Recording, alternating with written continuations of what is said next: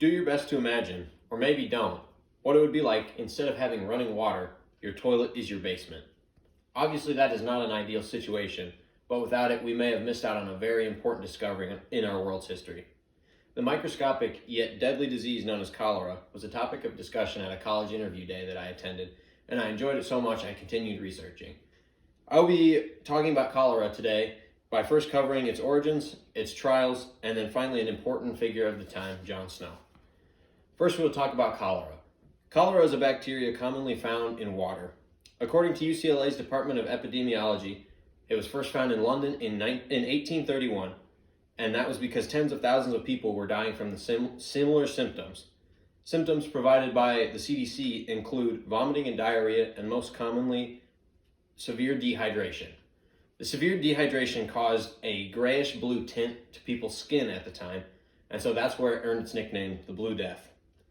The disease was found in water, and that was because of cesspools. Yale University Press Blog describes a cesspool as an outdoor privy or toilet that drained into a brick-lined pit. These pits were right underneath people's houses, and so they caused lots of problems, and it was also next to water sources where people would get their water, so it would seep into those.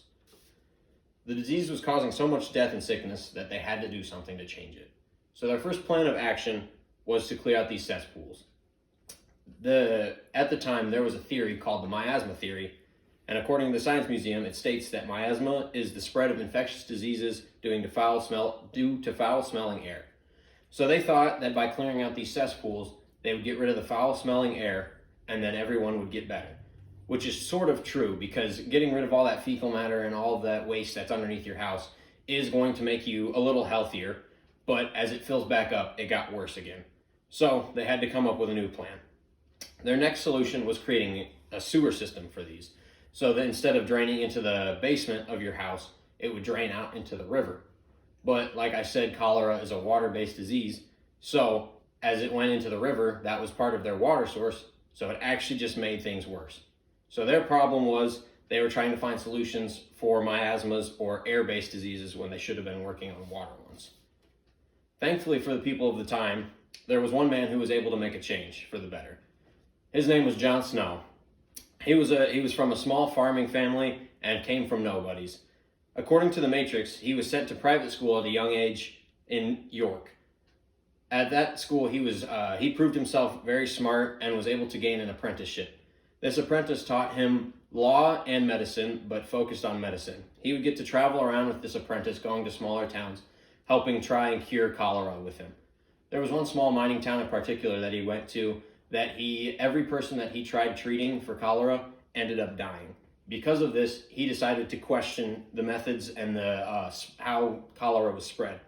So he did research, and after this research, he came to the conclusion that it was spread through water and not air. Unfortunately, however, people didn't believe him. The miasma theory was so well known that no one thought that what he was saying was true. He continued researching in order to prove himself right. One thing he made was a map of each household's deaths. The image on the map, found on domusweb.it, shown now, shows a dot for each death. Fortunately for his research, the deaths increased the closer you were to a water source you lived.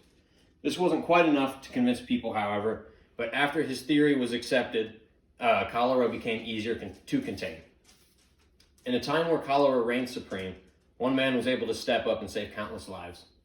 John Snow was able to save the people of London because of his determination and desire to help. He showed that just because you aren't believed the first time, that shouldn't be the last time you try. Hopefully this story has been able to teach you the impact of determination, and no matter how big or small the situation is, sticking with it can make a world of difference.